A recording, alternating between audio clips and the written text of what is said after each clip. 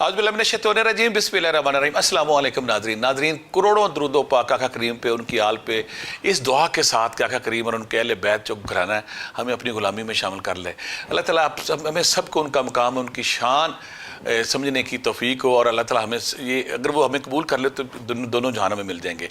ربیع الاول کا مہینہ آ گیا ہے، اور جیسے آپ جانتے ہیں بہت سارے لوگ مجھے کہہ رہے تھے کہ ربیع الاول میں جو درود پاک کے حوالے سے آپ پروگرام کر رہے ہیں، سیریز کو اور آگے بڑھائیں اور ہمیں درود خضری کے حوالے سے یہ پروگرام ضرور بتائیں۔ اور اس میں کوئی شک نہیں جو ربیع الاول کا مہینہ ہے، پوری انسانیت جو ہے ظلم میں، جبر میں، جھوٹ، فراڈ، کفر میں لپٹی ہوئی تھی، شرک و بدعت کا ہر طرف دورہ تھا۔ تو رب ذوالجلال کو جب اہل زمین پہ ترس آیا تو انہوں نے آقا کریم اپنے محبوب خدا وجہ تخلیق کائنات کو اس دھرتی پہ بھیج دیا۔ تو جب آقا کریم اس دھرتی پہ آئے تو اس کے ظلم کا، جبر کا، فراڈ کا، جھوٹ کا اور بے انصافی کا دورہ ختم ہو گیا۔ تو پھر ہم کہہ سکتے ہیں کہ ہر دور میں جو آقا کریم کی محبت ہے، آقا کریم کی جو عقیدت ہے، حرمت ہے، وہ ہمارے ڈی این اے میں شامل ہے۔ ہر دور میں کوئی نہ کوئی صوفی، کوئی نہ کوئی درویش اپنی درود پاک کے حوالے سے ایسا گلدستہ، ایسے پھول، ایسے الفاظ وہ چنتا ہے کہ دل اشش کر اٹھتا ہے۔ تو روحانی دنیا میں جب ہم جاتے ہیں تو روحانی دنیا میں درود خضری کا بڑا مقام، بڑی شان آتی۔ شاید ہی کوئی بزرگ ایسا ہو جس نے درود خضری نہ پڑھا، درود خضری پڑھنے کے بعد اس نے اپنے مقام حاصل نہیں۔ درود خضری وہ درود ہے، مختصر ہے لیکن یہ اس کے الفاظ کا چناؤ اتنا خوبصورت ہے کہ کیا بات ہے۔ اور جب ہم اس کا بیک گراؤنڈ دیکھتے ہیں تو اس کا بیک گراؤنڈ ہمیں حضرت خضر علیہ السلام سے اس کا ملتا ہے۔ حضرت خضر علیہ السلام آپ اچھی طرح جانتے ہیں کہ جب سورہ کہف میں اس کا واقعہ ہے کہ جب موسیٰ علیہ السلام تھوڑا سوچتے ہیں کہ میں شاید اس دھرتی کا، اس زمین کا سب سے انٹیلیجنٹ، ذہین اور نبوت سے سرفراز ہوں، میں سب سے اچھا انسان ہوں۔ تو اللہ تعالیٰ فرماتے ہیں کہ اس دنیا میں ایک اور بندہ بھی ہے جو تم سے زیادہ عقل مند، جس کے پاس تم سے زیادہ علم ہے۔ تو موسیٰ علیہ السلام حیران ہوتے کہ اللہ یہ پاسبل بھی ہے، کیونکہ وہ اور بھی اللہ کے ورتے اس کے پاس میرا علم ہے، اس کے پاس علم لدنی ہے جو میں نے اس کو علم عطا کیا ہے، اس کے پاس کتاب کا علم ہے۔ تو موسیٰ علیہ السلام پھر جو اللہ سے ڈیمانڈ کرتے کہ اللہ میں نے اس شخص سے ملنا ہے۔ حضرت خضر علیہ السلام کے حوالے سے جب ہم جاتے ہیں بڑا پرسرار کریکٹر ہے روحانیت میں۔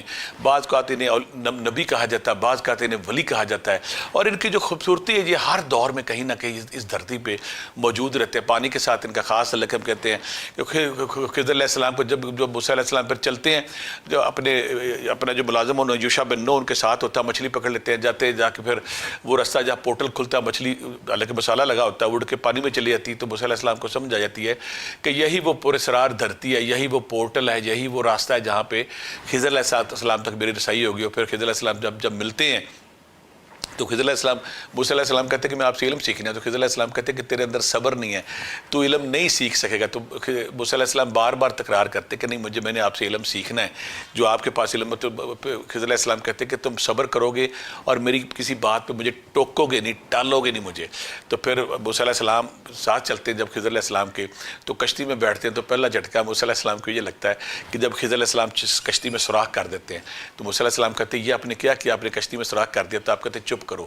آگے جب جاتے ہیں تو بادشاہ وقت جو ہوتا ہے وہ کشتیاں پکڑ رہا ہوتا ہے، تو خضر علیہ السلام کو کشتی سوراخ کرنے کی لاجک یہ ہوتی ہے کہ یہ غریب آدمی ملا جو ہے اس کی کشتی بچ جائے گی، لہٰذا اس کی کشتی بچ جاتی ہے۔ آگے جب چلتے ہیں تو ایک لڑکا کھڑا ہوتا ہے، بچہ کھڑا ہوتا ہے 14-15 سال کا، تو خضر علیہ السلام اس کو قتل کر دیتے ہیں۔ موسیٰ علیہ السلام حیران ہوتے ہیں کہ یہ کیا بات ہے۔ خضر علیہ السلام پھر کہتے ہیں کہ تمہیں صبر کرو، تم رکو، تمہیں سمجھ نہیں ہے۔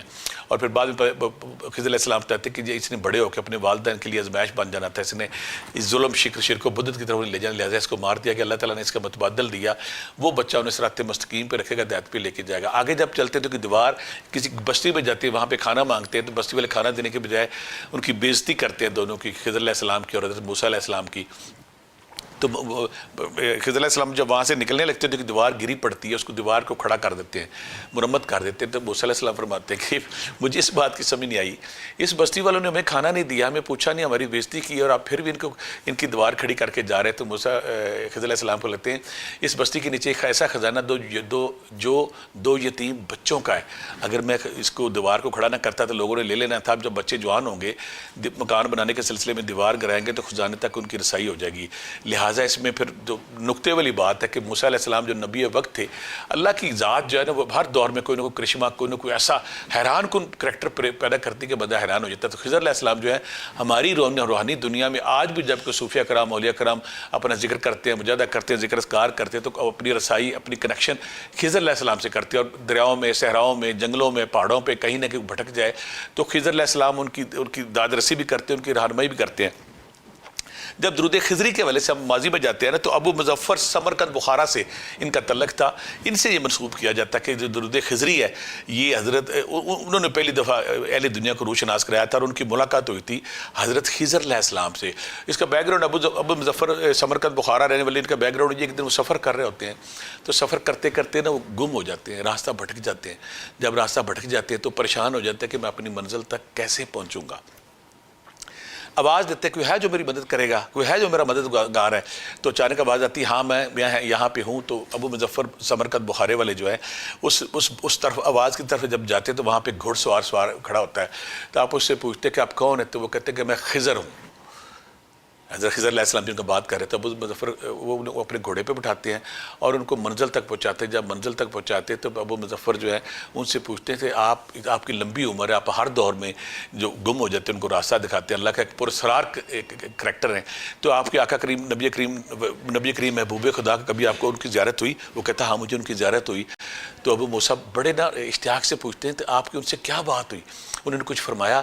تو حضرت خضر علیہ السلام کہتے ہیں کہ انہوں نے فرمایا تھا کہ یہ جو درود خضری انہوں نے الفاظ ہیں سکرین پہ بھی ہماری آئیں گے, انہوں نے کہا تھا کہ یہ الفاظ جو پڑھے گا اس کی میرے تک رسائی ہو جائے گی. تو لہٰذا یہ الفاظ ہیں یہ درود پاک کے حوالے حضرت خضر علیہ السلام کے حوالے سے.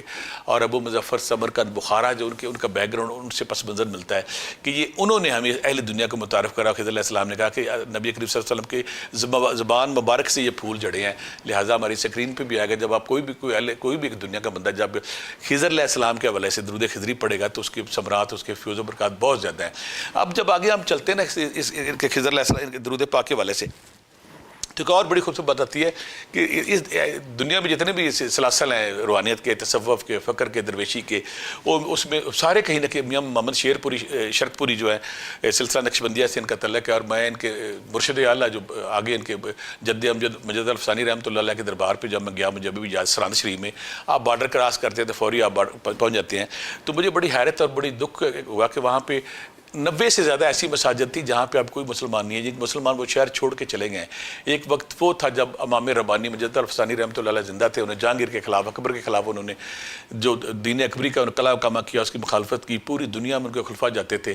تو وہاں جو مسجد میں گیا تو ہم چاند نمازی تھے وہاں پہ جو امام مسجد میں نے ان سے ریکویسٹ کی کہ آپ درود خضری آپ کے سلسلے میں اکثر پڑھا جاتا ہے. تو انہوں نے پھر وہاں پہ ہم نے صاحب چھوٹی سی مجلس میں پڑھا.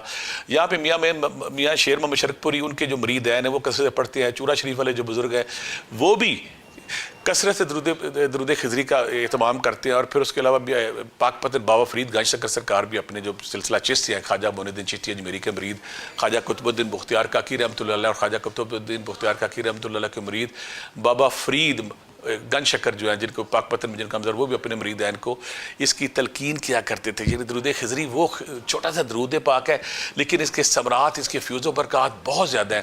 تو ہر دور میں کوئی بزرگ جب جیسے چاہتے ہیں تزکیہ نفس اس کو, جس کے نفرت, تکبر, غرور, شہوت, لالچ سے اس کا جسم بھرا ہوتا ہے, اس کے جسم کے اندر جو شیش ناگ ہے, جو فرعون ہے, جو اس معاشرے کو ڈستے ہیں, تو درود خضری تزکیہ نفس کے حوالے سے, باطنی صفائی کے حوالے سے بے مثال بے مثل ہے. اور پھر کس کی شان کا ایک اور واقعہ بھی تاریخی بات ہے. حضرت حسن بصری رحمۃ اللہ علیہ کے پاس ایک عورت آتی کہتی میں اپنی میری بیٹی فوت ہوگی, میں دیکھنا چاہتی وہ کس حال میں, اس کی کیا حالت ہے. تو حضرت حسن بصری ان کو درود خضری عطا فرماتے ہیں اور کہتے ہیں کہ جاؤ جا کے اس کو پڑھو. جب وہ پڑھتی تو دیکھتی ہے ان کی جو بیٹی ہے وہ بڑی اس کی حالت خراب ہوتی ہے, اس کی زنجیریں پڑی ہوئی ہیں, کپڑے بھی اس کی خراب ہے, بری حالت ہے, عورت پر بڑی پریشان ہوتی ہے. تو حضرت حسن بصری بھی بڑے رنجیدہ ہوتے ہیں کہ اس بیچاری کی بیٹی بیمار پریشان ہے اور وہ اس دنیا سے جا کے اچھی حالت بنی ہے. کچھ دنوں بعد حضرت حسن بصری اپنے خواب میں دیکھتے ہیں کہ وہی لڑکی جو بڑی خوبصورت لباس تاج پہنے ہوئے خوش و خرم پھیر رہی ہے. تو آپ حیران ہو کے سے پوچھتے ہیں کہ بیٹا پہلے تو کچھ عرصہ پہلے جب میں نے تمہاری ماں کو بتایا تھا تمہاری حالت بڑی خراب تھی, تو تمہارے اندر یہ چینج تبدیلی کیسے آئی؟ تو وہ بیٹی خاتون کہنے لگی کہ ہم جس قبرستان میں میرے جسم تھا وہاں سے ایک دن ایک شخص گزرا, اس نے باواز درود خضری جب پڑھا تو اس کے ثمرات, اس کے فیض و برکات کا اللہ تعالیٰ کو اتنا اس کا درود پاک پڑھنا پسند آیا کہ 500 یا 760 لوگ تھے جن کے گناہ بخش دیے گئے اور ان کو جہنم سے نکال کے جنت کی طرف, یا قبر میں ان کی جو سختی کا پروسیس جا رہا تھا وہ اچھائی خوشحالی کی طرف آ گیا. تو درود خضری ہم کہہ سکتے ہیں کہ وقت کا شاید ہی کوئی ولی ہو, وقت کا شاید ہی کوئی درویش ہو جس نے اپنی منزل پائی ہو, اور اگر منزل پانے سے پہلے اس نے اس کو نہ پڑھا ہو. اس درود کی خوبصورتی کے بعد درود, یہ چھوٹا سے الفاظ ہے, اسکرین پہ بھی آئیں گے, جب آپ پڑھتے تھے اس کو اب زیادہ سے زیادہ پڑھ سکتے ہیں. تو یہاں پہ میں یہ کہوں گا کہ کیونکہ یہ ربیع الاول کا مہینہ ہے, رب ذوالجلال کے فیوز و برکات, رب ذوالجلال کی شان, رب ذوالجلال کی رحمت کرم کا پرنالہ برس رہا ہے, تو موقع ہے آپ اس اینگل سے جب بھی کوئی صوفی اس دنیا میں آ کے نا درود پاک پڑھتے ہیں اور بہت سارے مریدین پڑھتے ہیں تو کائنات میں ایک خاص قسم کا نور بن جاتا ہے. وہ نور پھر انسانیت اس دھرتی پہ اور کائنات میں پھیلا ہوتا ہے. تو اگر آپ اس نور کا ایسا بننا چاہتے ہیں, وہ نور جو تزکیہ نفس کو کرتا ہے, وہ نور جو بیماری پریشانی جادو ٹونا جن بھوت ہر قسم کی مشکل سے نکالتا ہے, وہ نور وہ روشنی اگر جسم کے اندر آ جائے تو آپ کی نہ رکاوٹ رہے گی, نہ بیماری رہے گی, نہ پریشانی رہے گی, نہ بندش رہے گی, نہ پرابلم رہے گی, نہ شادی کا مسئلہ, نہ بچوں کا مسئلہ. یعنی کہ آپ کسی مشکل کسی پریشانی میں ہیں تو موقع آ گیا ربیع الاول میں. صرف 12 دن میں آپ نے, کہ لمبا چوڑا وظیفہ بھی نہیں, جب آپ درود خضری کو اس طریقے سے پڑھیں گے تو آپ کی زندگی میں وہ رکاوٹ, وہ بندش, وہ پرابلم, وہ بیماری, وہ پریشانی جس کی وجہ سے آپ پریشان ہیں, اور پھر آپ اولیاء اللہ کی اس نور کا حصہ بن جائیں گے جو صدیوں سے اس کائنات میں نور پھیلا ہوا ہے. اور اس نور کا جب حصہ بنیں گے, وہ نور جب آپ کے اورے میں شامل ہوگا تو ہر قسم کی بیماری پریشانی انسان اس پاک ہو جائیں گے.